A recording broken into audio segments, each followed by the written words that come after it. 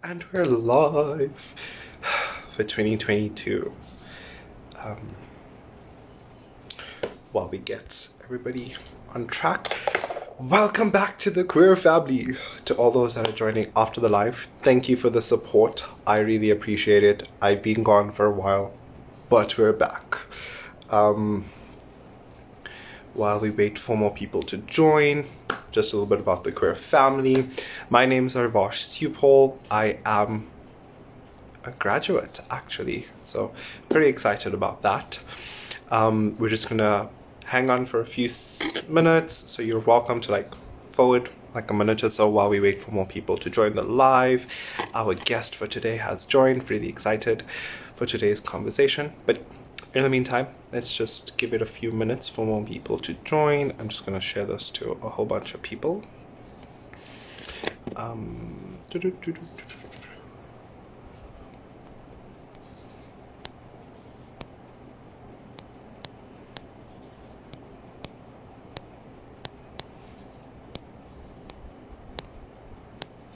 Okay. So while we wait for that, Mayuri has joined. Okay, so another minute.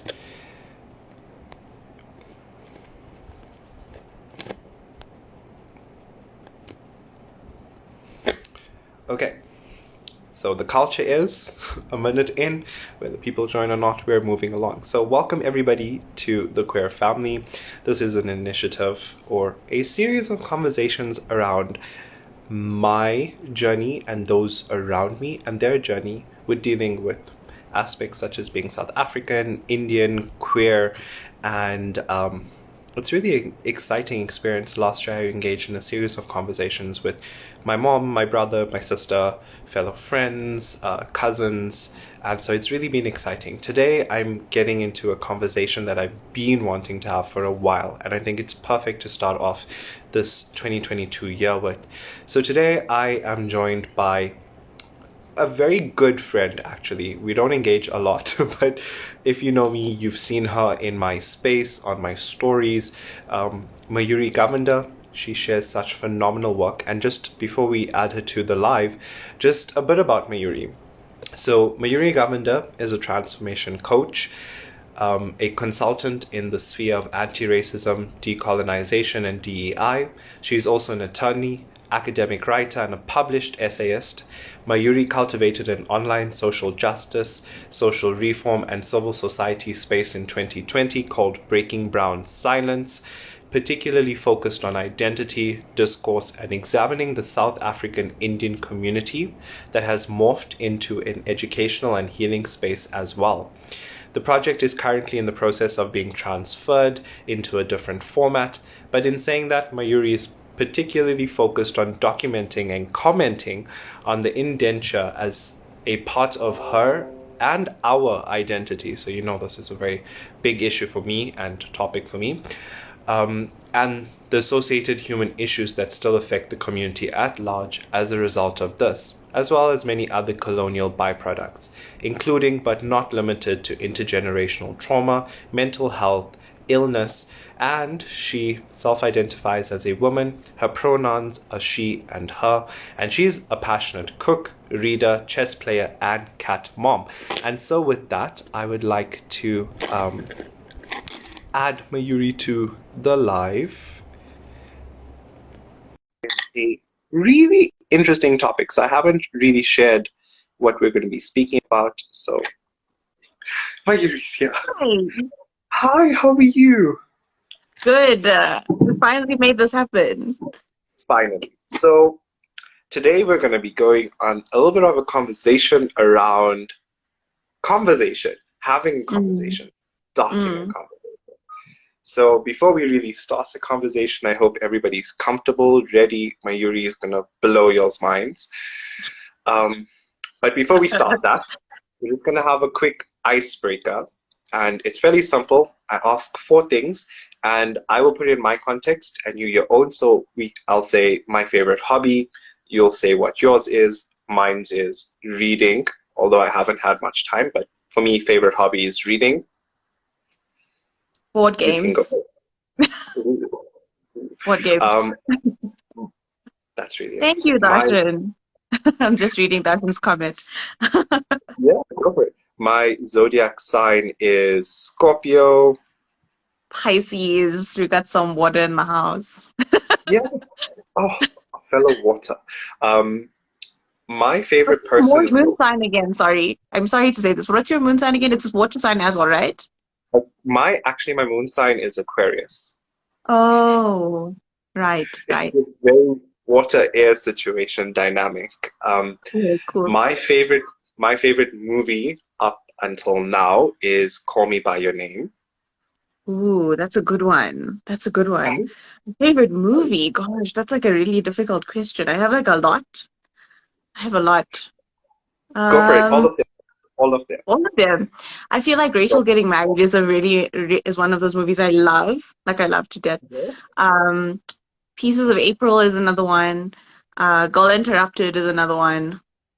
I think those are three for now. Um, my favorite food item right now is butter paneer and naan. Mm. I'm living my best life with it. But yeah, you're a cook, so you might have a few options here. I could eat biryani for breakfast, lunch, and dinner, but I feel like right now I am in a super learning so much about Asian cuisine in like its entirety, and I've been making a lot Yeah. of Cantonese cooking. I'm really addicted to kimchi at the moment, and so like seriously. So I feel like I'm very much like learning new styles of like things that I love to eat, but I've never made really for myself all the time. So, yeah.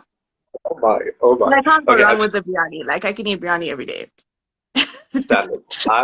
I absolutely am obsessed about the kimchi, so please pass recipes. I'd love to learn.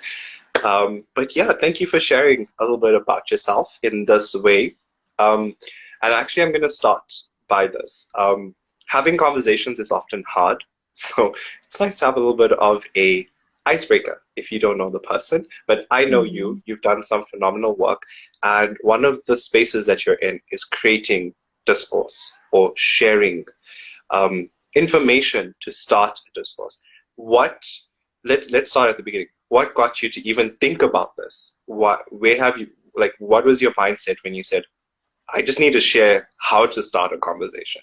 Because you have done that through your page. I Um, have. It was completely unintentional, to be honest with you. Do you mean when I started like Breaking Brown Silence initially? yeah, like even Breaking Brown Silence is a platform for conversation. What inspired that? I think conversation's just been such a huge part of my life in the sense of like I grew up with a family that was really like passionate about discourse. So it was really normal to me, and as much as I know that's not the case for everyone, it was very natural for me to always I was encouraged to have an opinion. And so like with my family and with my not just my um, nuclear family, but my extended family as well.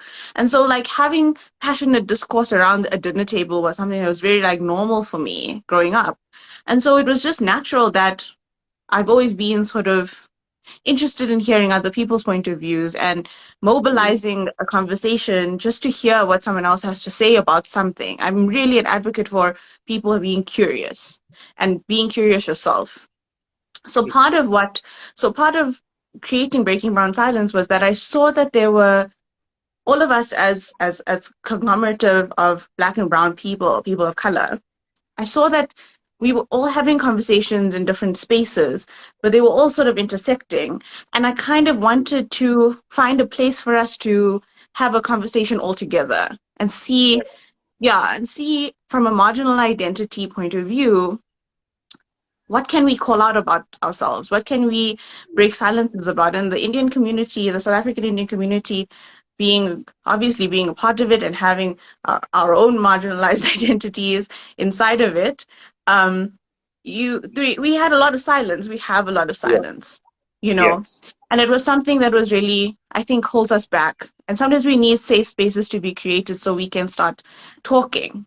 We just Yeah. start one thing that triggers a conversation inside the home or with friends, and it makes you feel less alone. Like, oh my gosh, I was thinking that too. So I Mm. think starting the page was really just taking what felt natural to me and wanting to cultivate a community out of it. I I love how you ended that though, actually. Something that felt natural to me and cultivating community from it. That's actually really powerful. Um, the reason, like, I love the fact that we're entering 2022 because this year, for me personally, one of the goals is to have more conversations, uncomfortable, comfortable conversations. And there's a lot, like you said, within the brown community. Silence is sort of become generational. Actually, it's something we're taught. It's a taught behavior. It's something we're conditioned to be silent. Mm. Um, my intersectionality is being South African, Indian, and queer. You know, three different spaces, three completely different histories, even in their own right, coming together. And I realized, whoa, there's so much for me to unpack in one aspect or all together. So when I saw Breaking Brown Silence, and I'll be fairly honest, it's through social media, getting to know you through social media, it blew my mind to find someone who shares so many principles, values, thoughts, and voice as I do, share a voice that I can like relate to. So I find that really powerful, and I'm really grateful to you, firstly, as we go in, but I'm really grateful to you for that. You've done some interesting posts, be it on different ingredients that you use in food. Like I remember there's a few of your posts where you sort of highlight the history of that ingredient that we would use in Indian cooking, African cooking, just food aside. Even today you posted something on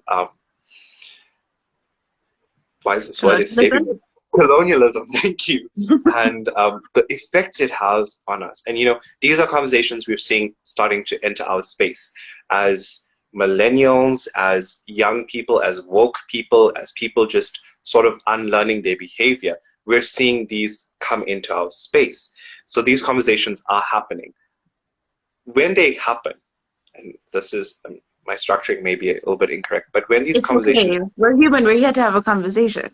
yeah, when these conversations start happening, how do you sort of gauge where it goes? Because I know queer fear is real. Like I know if I have to engage in someone in a conversation around queerness, I would first observe, because this could either go into homophobia or queer phobia, or it could genuinely be a learning experience. What are some of the things that you sort of implement in your space to sort of check? I feel like, do you have a check even? Let's start there.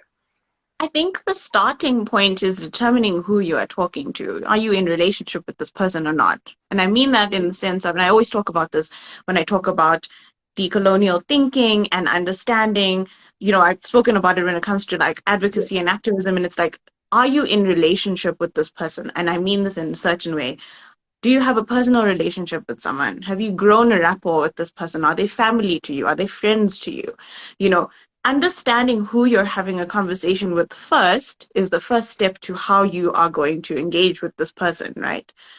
Understanding how you feel in in their company first. Do you actually feel safe in this person's company, right? What has prompted this conversation? So these are the sort of tick boxing exercises, but not even just that, just evaluation of values.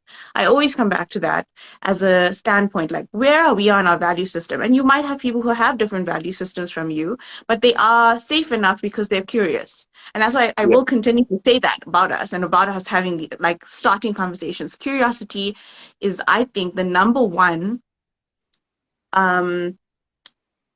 what is the word? The number one like characteristic, right?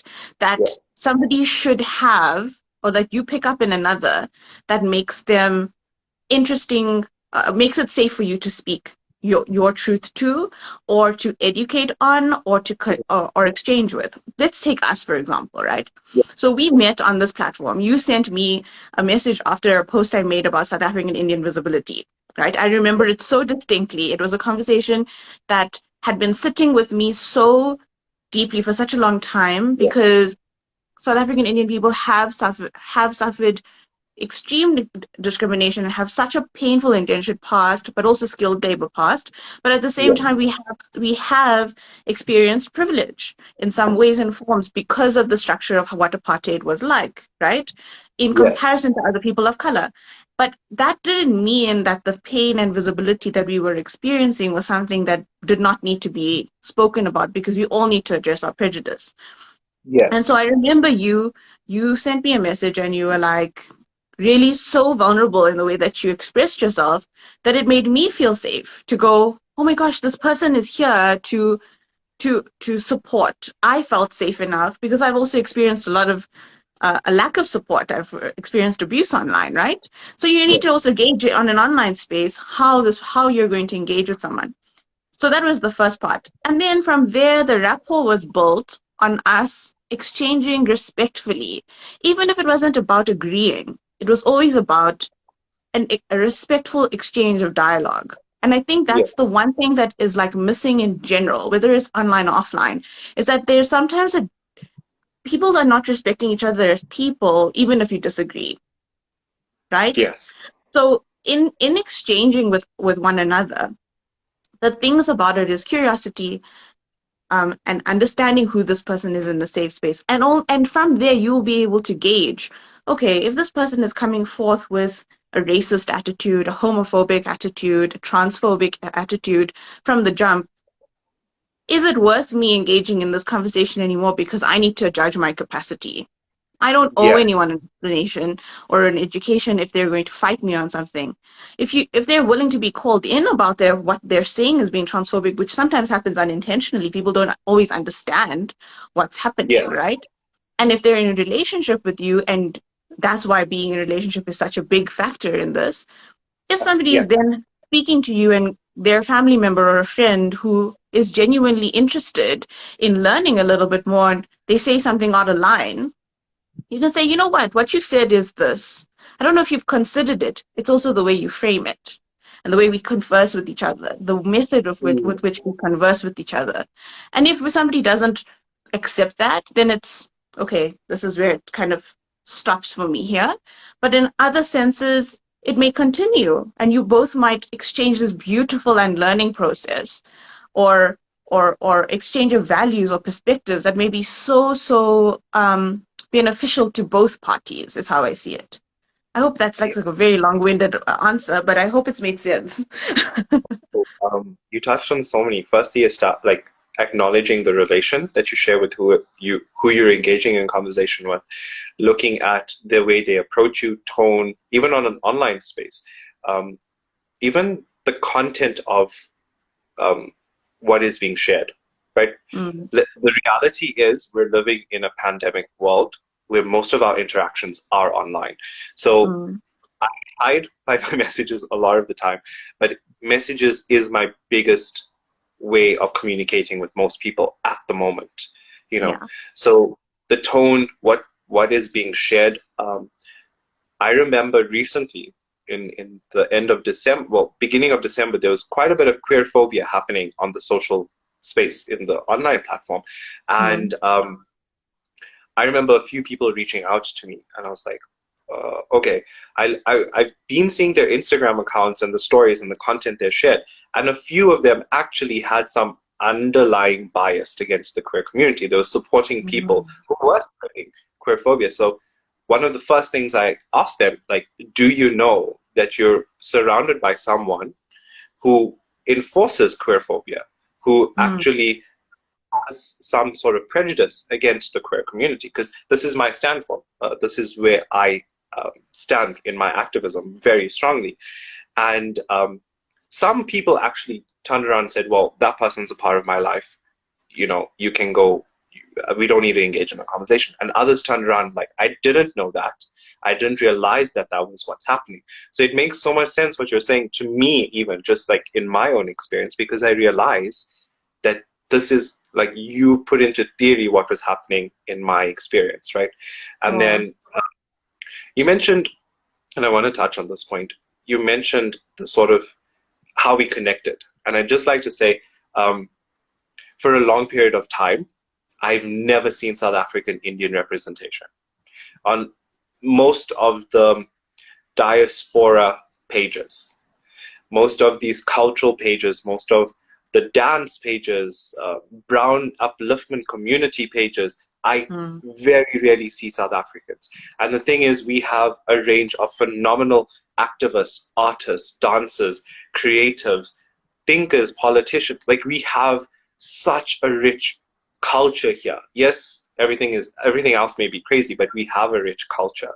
And when I saw your post, I remember it was on one of these really big platforms, and I was like, Mayuri Govender. And I looked at your account and I saw you're South African, and I was completely mind blown. I went through some of your content, and I was like, it actually took me a while to write to you. And that was something else I was going to share. Sometimes it's okay to take a while to get into a conversation. Just because these things are serious and topics that need to be discussed doesn't mean that you need to put your level of comfort in some sort of uncomfortable space just to have a conversation. Like, you need to be comfortable as well to have these conversations. And in honesty, I think that's where, like, our comfort levels weren't matching for a while. Like, we were both in different spaces, and it came to a point where we were like, okay, I'm comfortable, you're comfortable, let's have this conversation now. Mm. And that's important. So I just to follow up, like, what is your stance around this aspect of comfort in a conversation? Because sometimes some conversations are uncomfortable. How do we deal with that? It's about capacity. And I feel like the online space has such a huge, especially in the last 2 years, I feel like we're moving into a different space now. I think we've moved through so much trauma at the forefront that everything was very reactive at first. And there's nothing wrong with being reactive as long as there's something that comes through from it. So we can check ourselves in our reactions and go, I'm really angry and I'm really triggered by what I'm seeing right now. But what is this telling me? Am I hurt? Right? Is this Mm. content something that's bringing up hurt in me? Is this something that's bringing up a personal lived experience that I'm not ready to deal with right now? It's okay to take a step back. People are very determined in the sense of the way we are directed on social media to be involved in conversations. Bless you. Sorry. Sorry. The way we're supposed to engage with each other, right? So it's like, you must go do this. And then people, bless you, you know what? Telling the truth. Yeah. Yeah. It's like really bad. but it's the capacity. It's understanding the capacity. It's understanding your capacity first. What is this bringing up in me? And thereafter, taking a moment and saying, okay, now I'm ready to engage. I'm ready to engage whatever it is, whether it's my family, whether it's a person on a platform, whether it's a community member or a manager, whoever you are talking to, who you need to have this conversation with for whatever reason it might be. Stopping and pausing is the number one thing. And understanding whether you have the literal, emotional, mental, and physical capacity to do this for yourself right now. It's okay to take a step back and spend time in evaluation. There's no need to act. There's something I always, I want to share something. There's something I always go back to about the older generation. There's a lot of things we need to unlearn from them and stuff, but there's also a lot of wisdom, I believe, right?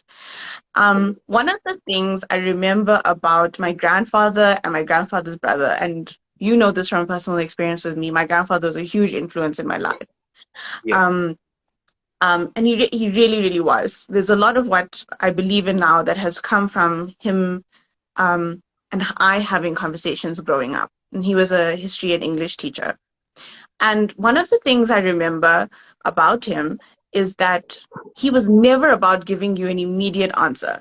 And it was something the elder generation is still very poignant about. They will sit quietly and like internalize what you said. And sometimes you want this immediate response from them. But you will notice that when you are having a so-called difficult conversation, or there is something on their mind, it takes a long time before somebody says something. I think there's deep wisdom in that. And this also comes back to us and learning colonialism, colonial ways of thinking, and being very immediate in the way that we respond to things, and the immediate and instant gratification of this online world that we live in. It's going back to our roots and going back to our ways of being culturally. You will notice that sometimes an auntie or an uncle or an elder will sit there and contemplate.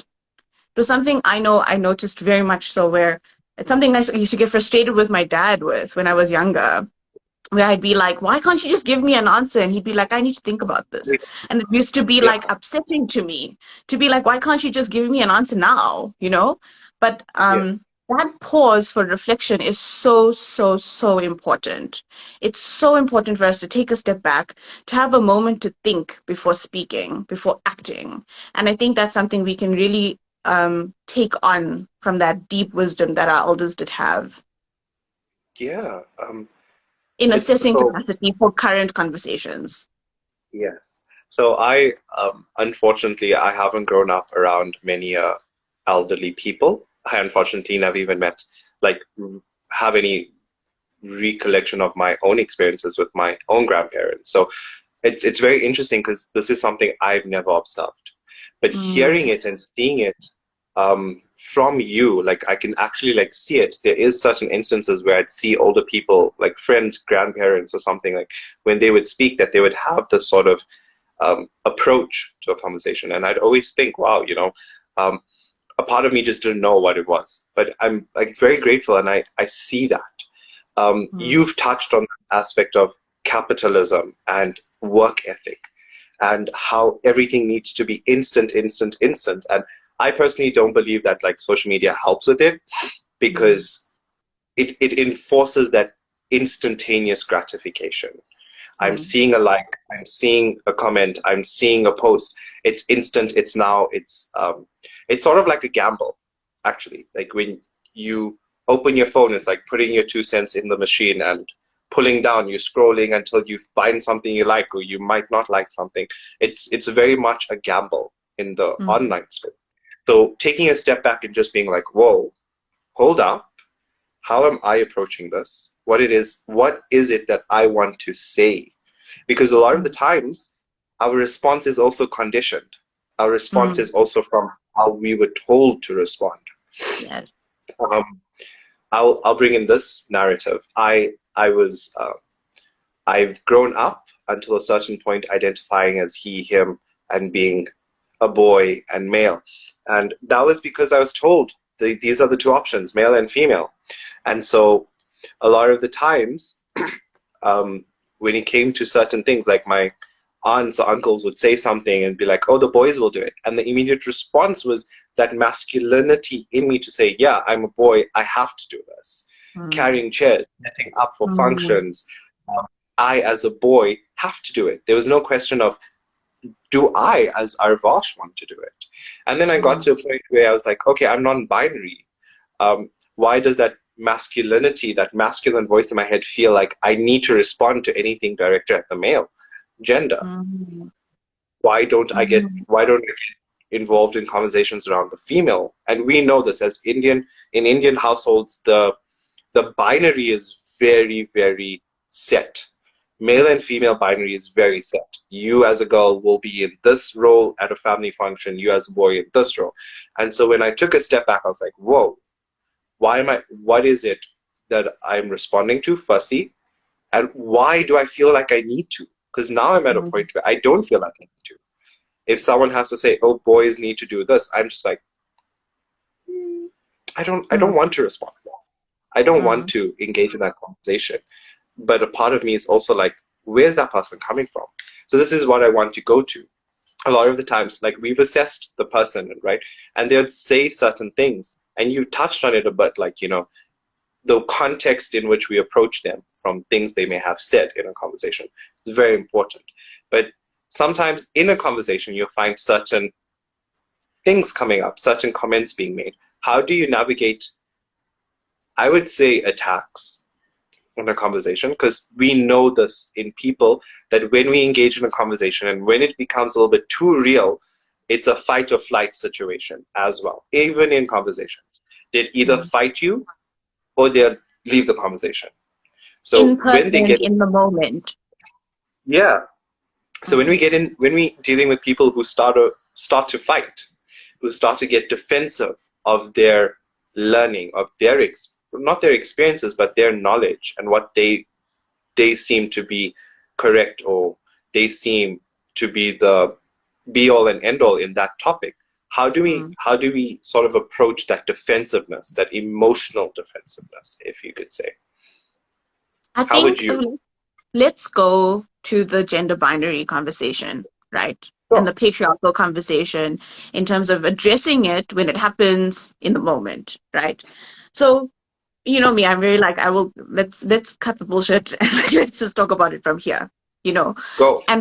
And for me, it's understanding, first of all, that we are in an environment, especially as South African Indians, where there are exceptions, where there are people who have grown up in homes where the gender fluidity roles are different.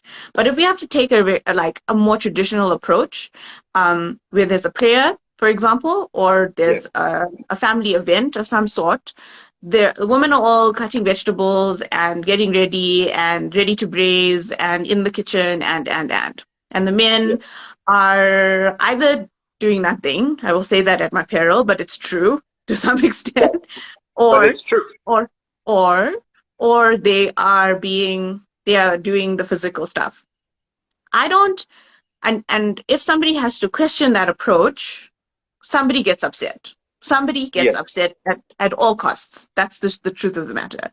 Somebody gets into the mindset of like, who are you to question this? You know what I mean? Like who Yeah. are you to tell us, especially with ageism in our community and the elders taking control of situations, is Arvasha's experience and facial expressions right now. But it's the truth, right? Because then you're not allowed to say like, I don't want to, as a person who presents even as a boy or has been assumed that this is your gender role, I don't want to pack the chairs away. I want to go sit outside and cut vegetables. Like it's not Mm. even a thing that anyone can say out loud. Or even when I just sit with the aunties while they're rolling roti. Do you know what I mean? Like it's not a thing that like anyone like even considers that that it would be a possibility. It's not even a possibility, an idea, right? That's the first part. So when the Yeah. question comes up and then somebody comes up to you and go like, why are you doing this? Oh, what do you think? You're such a girl. You're sitting here doing nothing, which is a real conversation that happens in certain situations, right?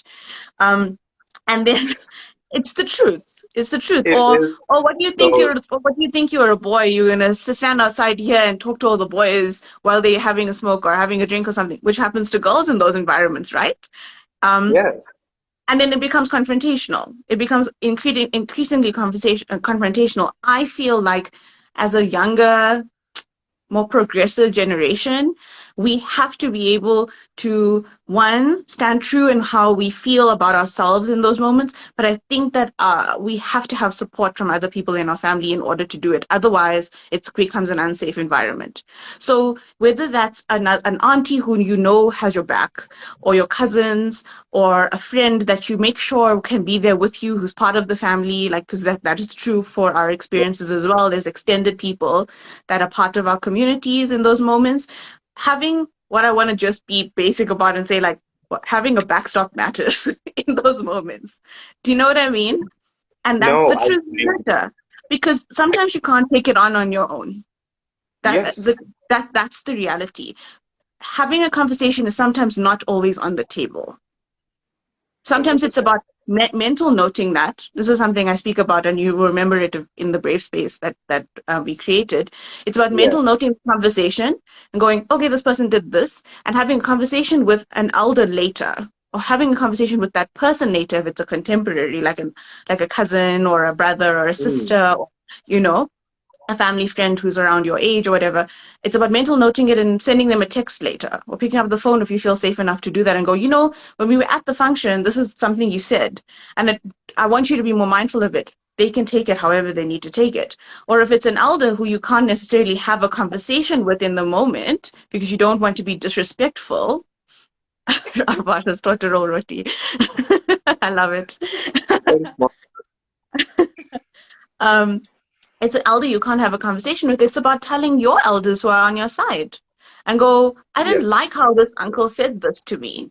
And noting it. I think speaking about it in whatever forum you can is the way the conversation happens, because maybe you'll never change that person, but maybe you'll change the person you're speaking to have a different perspective.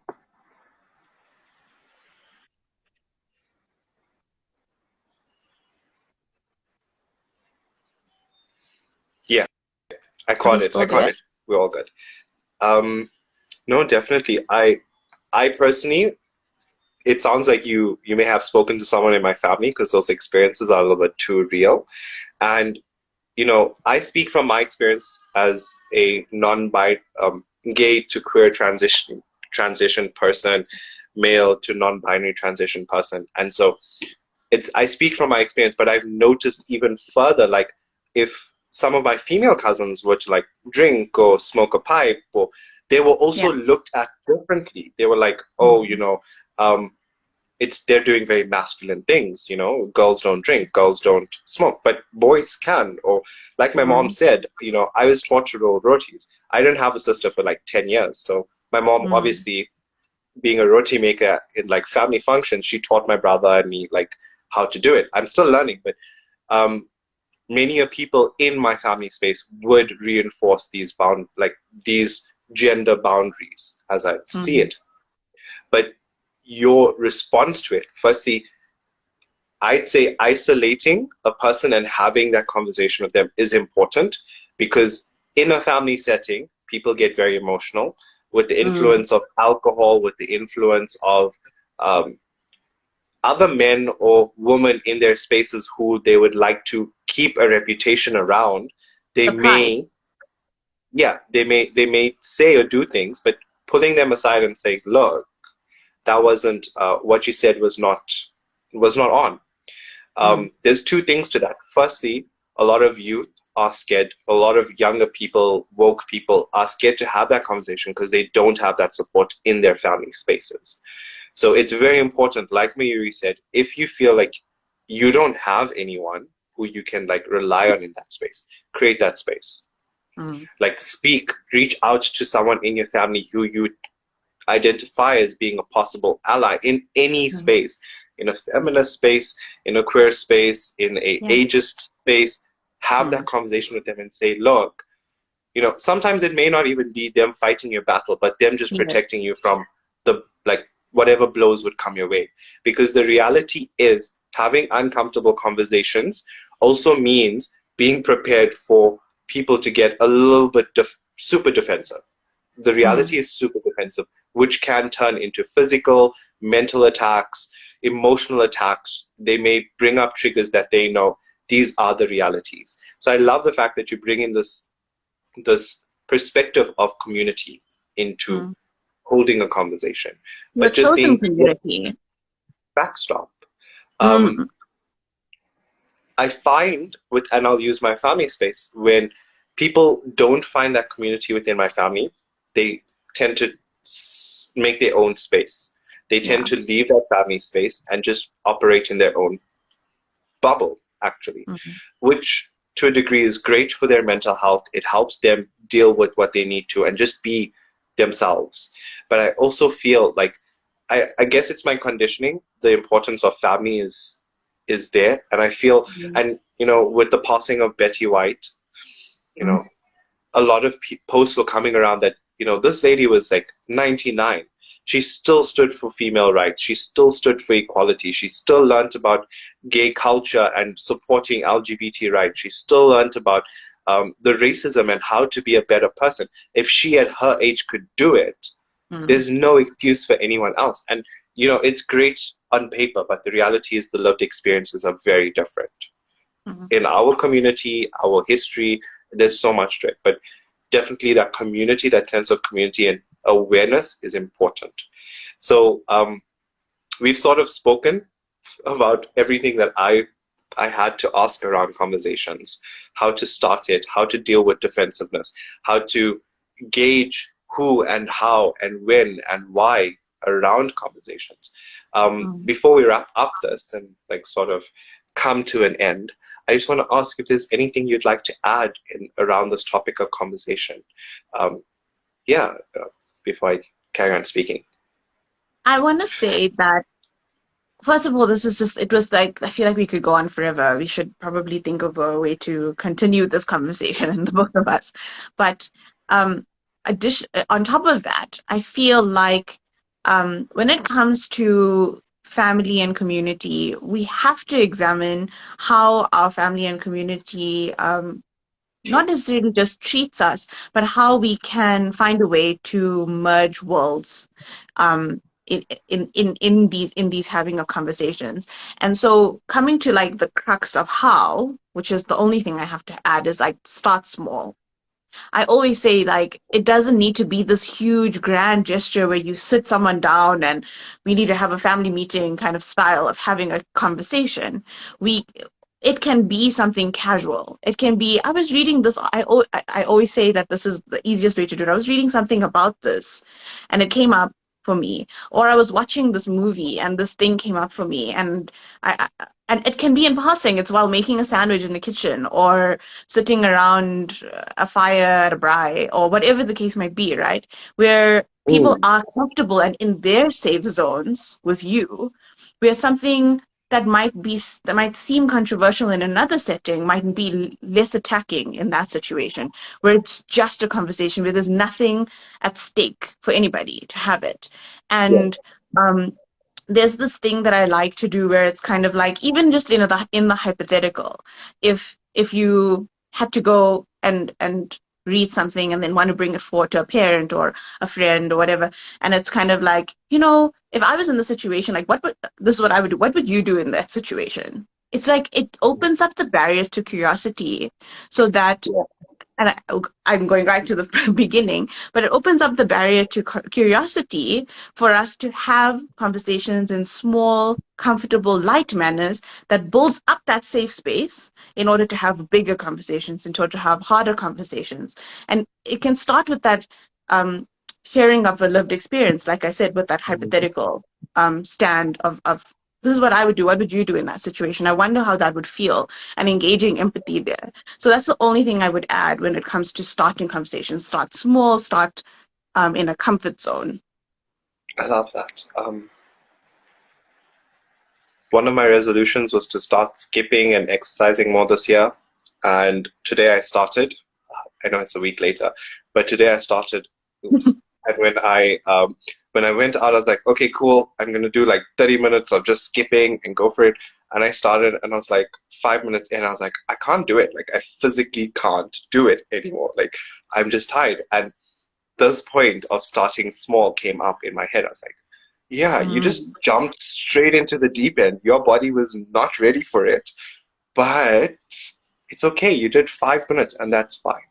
You can build Progress is from there. small steps. Progress is small steps. Progress is Yeah. not a resolution. That's truly what I believe. It's the small So, steps. It's taking steps towards something. It's opposed to it having a complete resolution and having perfection from the beginning. and that's it. These conversations are messy, but it's always good to start small. My family would tell you, oh, we've had uncomfortable conversations around sexuality, around family dynamics, around racism, even. Um, there was Mm. a few times that we've had that conversation, and it would be in the most unique situations. It wouldn't be like mom, dad, Riva, Shruti, my like siblings. Okay, we're having a meeting at 7 o'clock. You all have to be in the lounge. We're sitting to the. It'd be like all of us just magically in the lounge, and that's a very rare situation because I'm barely at home or downstairs in Mm. the house. But we'd all just casually be sitting and speaking about our experiences. Although we've lived around each other, we'd tell each other how we felt in those moments. And the conversation would just go in all sorts of ways, and we'll find us discussing things very deep and very uncomfortable, even. Like, my mom Mm. didn't want me to get a nose ring. She's on this call. But my mom didn't want me to get a nose ring. And I remember my aunt just came to visit, and I was like, would you let your daughter get a nose ring? And my aunt's like, yeah, when she's old enough. And I was like, okay, I'm not a boy. I'm non-binary. I don't have a gender, so I should be allowed to get a nose ring. It was a very wide argument to make. But I just remember my aunt, her daughter, and my siblings and my mom having a 3 hour conversation around a nose ring, getting a Right. nose ring means, family dynamics, the sense of what would people say, what would people think, Yes. and then into like we don't care about people, we want to live our lives, and Mhm. just this whole conversation around a nose ring. I love the fact I that love you that. mentioned just I make love it that. I small. think it's so important. Like it seems seemingly small, but it ends up addressing a lot of things that you don't realize, which is cool, actually. Yes. And so conversations are very important. Please, please have them. Have these uncomfortable conversations. It can go deeper. A lot, like one of the aspects that you touch on is mental health that comes from generational trauma, that comes from our colonial history as Indian South Africans. You do a lot of your work. So I just want to ask if you don't mind sharing a little bit about your work. Advertise. Use my platform as a means to advertise. Go for it. I love you to bits. I want my people to love you to bits. But um, yeah, you touch on this. Why is this work important? Actually, like just Before start there. before before I do that, before I Yeah. share a little bit about what I do and where people can find me, I want to say that as well as it's starting conversations, it's okay to stop conversations. It's okay. That's a really big and important point. If the conversation is going in a way that it's okay for it to stop and for us to go back to it. Again, it doesn't need to have a complete resolution in that moment. It can be a series of conversations. Because sometimes these family meetings or conversations that we have can happen for hours and hours and hours, and then we kind of get lost in it, and it's depleting as well. And Yeah. sometimes it's good to know that we are allowed to stop and come back to them. So that's the first part. Um, Thank my you. work, Thank you. Yes. I my appreciate work that. Thank you, actually. Yeah. You're welcome. Yes. Because it's something I feel like I've had to learn inside of my own family and friends groups as well. Like it doesn't all have to happen at once. The work I do is really centered around workshops, webinars, and creating learning spaces, safe learning spaces for individuals and for institutions. On the individual front, I offer workshops and one-on-one sessions where we go through series of reflections, whether it is on the one hand, really structured webinars where it has to do with anti-discrimination work and unconscious bias and unlearning. And then there's more intimate work, which has to do with how we have been affected by colonialism in our mindset shifting. And we talk about topics like imposter syndrome and what does it actually mean, not just from a theoretical point of view, but how structures have actually impacted Black and Brown people to to feel even more of an imposter in certain situations, backed up by Yeah. the theory, backed up by the academics, and resource driven. So there's those two parts of it, and then there's group webinars for similar topics that we can build around those things or the offering themselves. And I work with institutions, especially in the school space. So I'm really passionate about ensuring that children have a non-discriminatory environment. Um, I formed part of a collective called the Mamela Collective, where we were part of the school racism space, where a whole bunch of schools were called out um, in 2020. And a huge part of it was making these demands. And one of the things that I found that was really important for me personally was the care and protection of the mental health of children of color in schools, especially formerly colonial schools that still have colonial values, and how children are not protected in those environments with teachers who may be biased, teachers who may not understand culture, where exams are being set on religious dates. Those sorts of things are really, really important that we need to talk about from the top down, whether it's policy change, whether it's shifting teachers' mindsets. Like that is one of the biggest parts of my work. And I've been very, very fortunate, and I'm very grateful for the fact that even though my business is very young, and the work I do is very young in that it's only been formalized for a year, even though I've been doing it informally for a while. I've had the privilege of working with a good number of schools, and I can really see the shifts and change happening there. So that is in a nutshell what I do, as well as academic writing in the same space. And yeah, I think my handle's been here, and my consultancy and coaching handle is at bbs.consulting. Thank you for sharing that. And the reason I wanted you to share the work you do, one is because sometimes many of us live in ignorance and we don't even realize that these things need to be addressed. We're so happy going along with the flow of things that we don't realize that there are biases in our spaces. There Mm-hmm. are discriminatory practices in our spaces. I will use my mom as an example because she is a working person, and I tell her this all the time. She has no boundaries in her workspace. And Mm-hmm. when I look at it from a deeper point, I realize it's because in her space, she may feel threatened. You know, she needs that job. That job doesn't need her. That's the culture of, capitalism. You can be Mm-hmm. replaced, very quickly. So, being a breadwinner and trying to support a family, sometimes people don't have boundaries when they walk into a workspace, and that allows for exploitation. That's just in a work environment. In schools, we come from, and I know this culture is set within all people of color, that in order for you to excel in school, you really need to put everything else aside and just focus on studying, pleasing the teachers, make sure you're in the good books, make sure you're doing these things. Sometimes, and I realized this in university, I have really smart friends, but they're not excelling. Like, they're getting 50s and 60s and they're okay with it.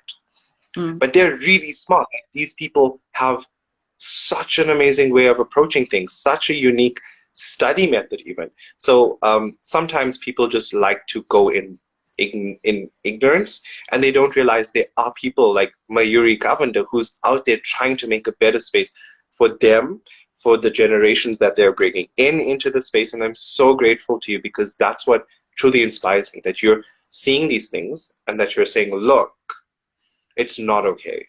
People may not be saying anything, breaking brown silence. People are silent, but this can't be continuing. So I'm so grateful to you for, as a friend, as a guide, as a mentor, for someone I can speak to all the time, even though I'm pathetic at responding. Oh, don't be self-deprecating. Like, we've had this So conversation. grateful.